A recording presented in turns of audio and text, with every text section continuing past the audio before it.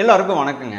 பிரதீப் ரங்கநாதன் புதிய அவதாரம் எடுக்க போறதா நியூஸ் வந்திருக்குங்க. உண்மையிலே நியூஸை கேள்விப்படுறப்ப செம்ம சர்ப்ரைஸாக தான் எனக்கு இருந்துச்சு. ஏன்னா நான் பெருசா இவர் கண்டிப்பா ஒரு சில படங்கள்ல தொடர்ந்து ஹீரோவா தான் நடிப்பாரு. அப்படி இல்லைன்னா ஏதாச்சும் ஒரு படத்துல ஒரு பாட்டாச்சும் பாடுவாப்புல. ஏன்னா சமீபத்தில் இவரோட படத்தில் இவரே ஒரு பாடல் பாடியிருக்காரு டியூட் படத்தில். நீங்கள் யாரும் மறந்துருக்க மாட்டீங்க. ஸோ கிட்டத்தட்ட அப்படி இல்லைன்னா இவர் ஏதாச்சும் ஒரு படத்தை கண்டிப்பாக டைரக்ட் பண்ணுவாப்புல அப்படிங்கிற மாதிரி தான் நான் எதிர்பார்த்தேன். ஆனால் இந்த மாதிரி ஒரு அவதாரம்லாம் இவர் எடுப்பார்னு நான் எக்ஸ்பெக்டே பண்ணலைங்க. ஆக்சுவலாக சிவகார்த்திகன் வழியில் பிரதீப் ரங்கநாதன் ஒரு புதிய முயற்சி ஒன்று எடுக்க போறாருங்க.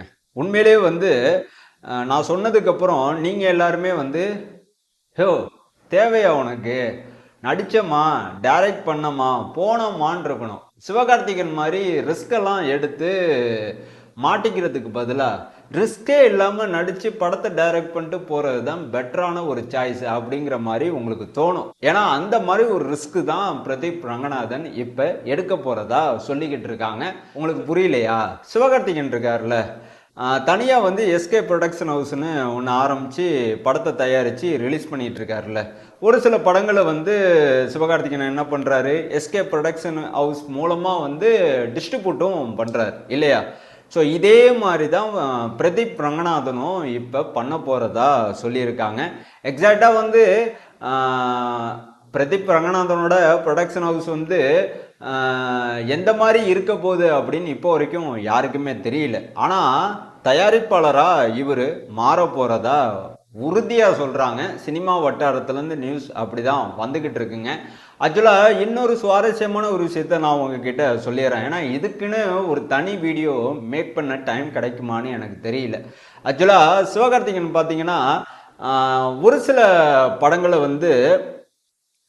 இவரே விருப்பப்பட்டு தயாரித்து ரிலீஸ் பண்ணிகிட்டு இருக்காரு.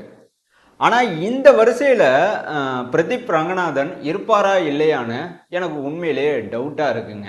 ஏன்னா சிவகார்த்திகன் ரிஸ்க் எடுத்து பழக்கப்பட்ட ஒரு ஆள்.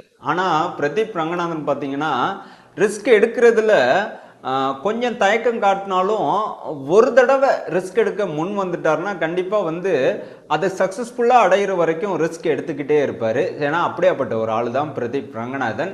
ஸோ எக்ஸாக்டாக எஸ்கே ப்ரொடக்ஷன் ஹவுஸ் மாதிரியே பிரதீப் ரங்கநாதன் மூலமாக தயாரிக்க போகிற ஒவ்வொரு படங்களும் தரமான ஒரு படமாக இருக்குமா அப்படிங்கிறது கொஞ்சம் யோசிக்க வேண்டிய ஒரு விஷயமா தான் இருக்குது. ஏன்னா எஸ்கே ப்ரொடக்ஷன் ஹவுஸ் மூலமாக பார்த்தீங்கன்னா ரொம்ப ரொம்ப யூனிக்கான ஒரு சப்ஜெக்டில் தான் படங்கள்லாம் வந்துக்கிட்டு இருக்கு. ஆனால் பிரதீப் ரங்கநாதன் ஒரு படத்தை தயாரித்தார்னா கண்டிப்பாக லவ் டுடே மாதிரி தான் ஒரு ஸ்கிரிப்டில் வரும். அப்படி இல்லைன்னா டிராகன் படம் மாதிரி தான் ஒரு ஸ்கிரிப்டில் வரும். அப்படி இல்லைன்னா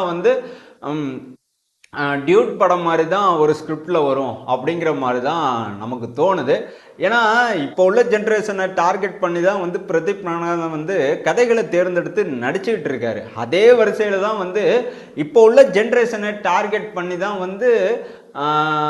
இவர் கதையை தேர்ந்தெடுத்து அந்த கதையை படமாக்குற வேலையில் இவர் இறங்கினாலும் இறங்கலாங்க. ஓகேங்களா? ரொம்ப ரொம்ப முக்கியமான ஒரு விஷயம் என்ன தெரியுமா? பிரதீப் ரங்கநாதன் தயாரிக்க போகிற படத்தில் மம்தா பாஜி நடிக்க போகிறாங்க. என்னப்பா சொல்கிற, மம்தா பாஜியா? ஏன்னா இது ரொம்ப நாளாக பேச்சுவார்த்தையில் இருந்துச்சுங்க.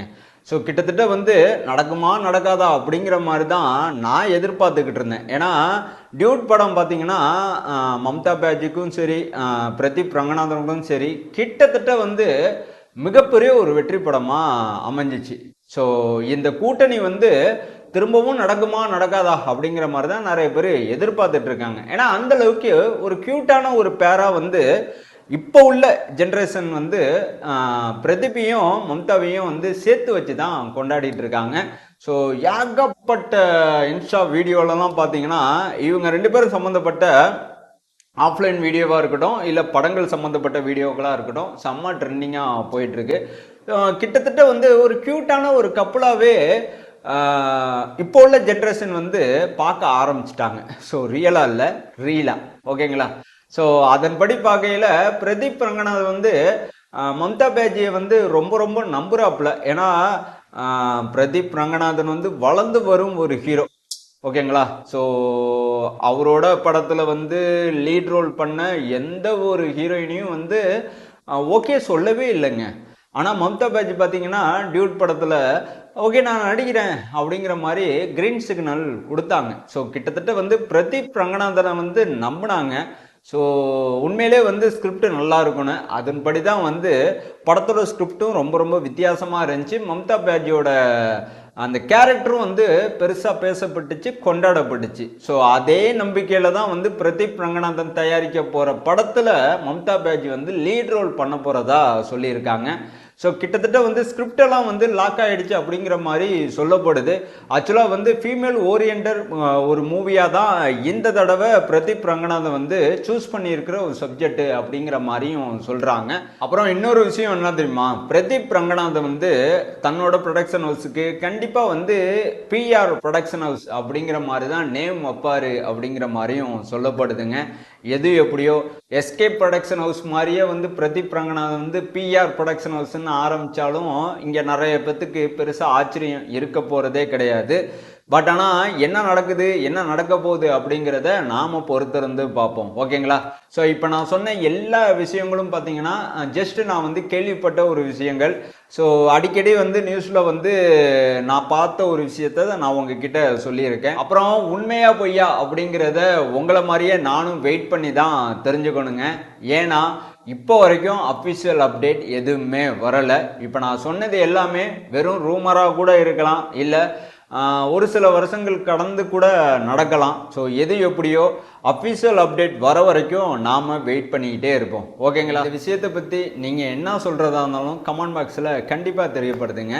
நான் உங்களை அடுத்த வீடியோவில் கண்டிப்பாக வந்து சந்திக்கிறேன். தேங்க்யூ.